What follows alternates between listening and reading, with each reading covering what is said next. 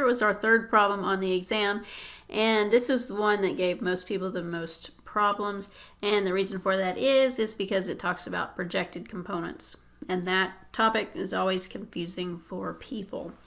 All right, but first let's talk about what projected component is. You guys have been doing this the whole semester. You might not have realized it, but you were just doing it a different way than what we talked about in this section. So if we think about having a force here, and let's say we have some angle phi, we go through and we find the x component of the force, right? So that would be F cosine phi, right? Well, this x component, if you think about it, it is the projection of F along the x-axis, right? So it's the parallel component of F on the x-axis. So that's basically what we're doing here on this problem.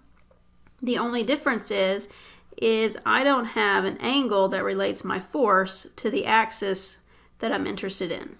Okay, so here I had this angle phi. It related my force to the x-axis, so I was able to get F cosine phi. In this problem, we don't have that kind of information, so we have to use a different technique to find it, and that technique is the dot product. Okay, so keep this in mind as we go through this problem. All right, so what we're going to do is we're going to find the magnitude of the projected component of this force vector right here along cable AB, and then we're also going to find theta. All right, so let's look at this problem, the picture. So I've got this force applied here at A, and in the original problem it had like a strut or a beam or something here coming out from the origin, and it ended at A, and that force was applied at the end. I just didn't draw that part of the picture. And then we've got two cables that are supporting that strut. So we have a cable that goes from A to B, and then we have one from A to C. And there's an angle theta between those two cables. So the first thing we're going to do is we're going to find the projected component of the force F along cable AB. So basically what I want to do is I want to find the component of F that's parallel to this cable AB. All right, so just like we do over here when I find this x component, we're going to do that over here. Okay, I just don't have an angle that relates my force vector to this line. Okay, so we got to use the dot product instead. But that's what the projected component is. It's just basically the parallel component. Okay, so let's write it out. So we want to find F parallel to AB. That's what we're looking for. All right, and we'll go ahead and find the vector form of that. Okay, so if I want to do that, I need my force vector, which I was given, so that's good. And then we're going to use the dot product because dot product gives you the parallel component. And we're going to dot that with the unit vector AB. Okay, so I need to find the unit vector of this cable right here. So the line that goes from A to B, I need to know that unit vector. And then once I have that, I can dot these together. That'll give me the magnitude of the projection. And I want the vector form, so then I'm going to multiply it by the unit vector again. All right, and we'll talk about that more as we go through the solution. Okay, so let's start by finding the unit vector of AB. And to do that, we're going to find our coordinates. I'm also going to find the coordinate of C because we're going to need that when we find theta. So let's write out our coordinates. So A is on the x-axis. It goes out 3, so we're going to have 3, 0, 0. B is over here on this left side. B is in the YZ plane, so x is 0. We're to the left of Z, so we're going to have negative 0.75. And then we're up 1. And then C is over here on the right side. So this is also in the YZ plane, so x is 0. We're to the right 1 meter of Z, so that's 1 there. And then we're up 1.5. So those are our coordinates.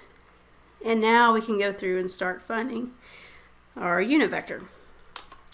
Okay, now on the unit vector, we don't really have a direction shown to us, so we're just going to assume a direction.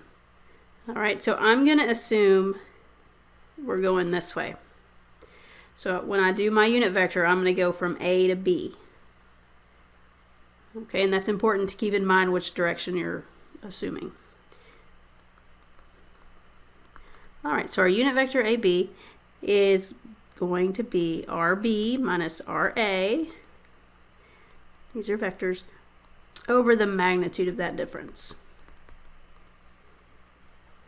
And again, I'm doing B first because I'm assuming that we're pointing towards B right here. All right, so if I have that, the B coordinates go first, so I'm going to have 0 minus 3i plus the negative 0.75 minus 0, j, plus 1 minus 0, k. And then we put that over the magnitude.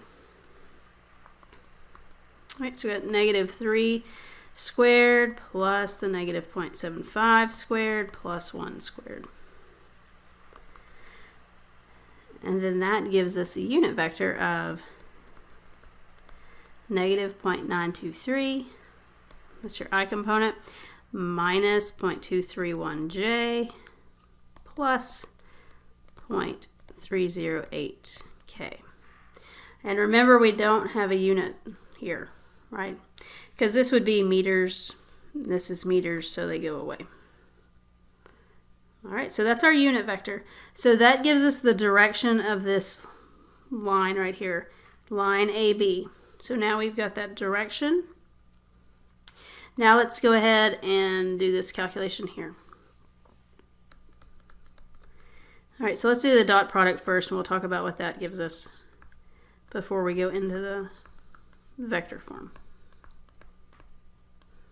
Okay, so notice I don't have a bar up here, right? This means a scalar. So I'm going to take my force vector and dot it with this unit vector. So let's write down the force vector. That was 60i plus 12j minus 40k. I'm going to dot that with negative 0.923i minus 0.231j plus 0.308k. Now when we do our dot product, remember we're just going to multiply these like terms. All right, so the j's get multiplied together and then the k's get multiplied together. And then you're going to take those products and you're going to add them up. All right, so I'm going to have 60 times negative 0.923 plus 12 times negative 0.231 plus negative 40 times 0.308. And notice I don't have an ij or k in here. All right, so a lot of y'all put ij and k on these products, but that's not right. Because remember, when you do the dot product, those go away. Because I dot I is equal to 1, for instance. Okay, so no vectors in here. And then after that, if we simplify this, we get negative 70.472. Okay, and this is going to be in newtons. So what does this tell us? Well, this tells us, if we scroll back up here, and let me change colors. Let's go with green. Okay, so what that tells us is, first of all, let's talk about the sign. I got a negative 70.472. The negative tells me that my force is in the opposite direction of what I assumed right here for you. So I assumed that we were going up towards B. Well, the negative is telling me that we're going this way instead. All right. And the value, the 70.472, that's basically just the magnitude of the projected component. So that's all that is. All right. So the negative tells you the direction, and then that magnitude, the numbers, gives you the magnitude. All right. So that being said, if I would have chosen my unit vector to be the opposite sign, so if I would have gone from B to A, I would have gotten a positive 70.472. Okay, so that's what the negative sign tells us. Now what we need to do is find the vector form. Okay, well, if this magnitude is the negative 70.472, then just like you do for any other vector, you take the magnitude times the unit vector. All right, so it's the same thing we're going to do here. This is our magnitude, and I want to find the vector form. So I'm going to multiply this magnitude by the unit vector of the line, which happens to be UAB. Okay, so we're going to take our negative 70.472, and we're going to multiply it by the unit vector of AB, which is right here. All right, so let's write that out. And then what do we get with that? So on this one, we will have a vector, obviously. So we're going to get 65.05i plus 16.28j minus 21.71k, and that's newtons. All right, so this would be our answer. Now let's look and make sure that that makes sense. So let's look at the signs. I got positive x, positive y, negative z. All right, so if my force is going in this downward direction from B to A, it makes sense that I get a positive x because I'm going out towards the positive x-axis. I'm going to the right, so I should get a positive y, and I'm going down, so I should get a negative z. And that is what we found here. Okay, so that all kind of checks out. Now, next thing we want to do is we want to find that angle theta. All right, so remember, to find the angle theta, you're going to use that basic dot product equation, right? So A dot B equals AB cosine theta, where these two right here are magnitudes. So that means I can erase this. I can say theta is the arc cosine of two of my vectors over the magnitude. Now, you could use force vectors for this if you had two forces along the lines. You could use position vectors, or you could use unit vectors. I already have a unit vector, so I'm going to use the unit vectors. So we're going to do UAB and dotted with UAC. And the magnitude of a unit vector is always equal to what? Well, remember? It's equal to 1. So we can just put a 1 down there. So using the unit vectors is a little bit easier. Okay, so what we need to do now is find UAC, because I don't have that yet. So let's do that. So I'm going to assume a direction. I'm going to go from A to C. All right, so if I have that, coordinates of C go first, so I'm going to have 0 minus 3i plus 1 minus 0j, and then a plus 1.5 minus 0k. And then we put it over the magnitude. All right, so it's negative 3 squared plus 1 squared plus 1.5 squared. And that gives us negative 0.857i plus 0.286j plus 0.429k. So now I'm ready to do my dot product. All right, I've got both of these unit vectors now. So now we can find our angle. Whoops, forgot my equal sign here.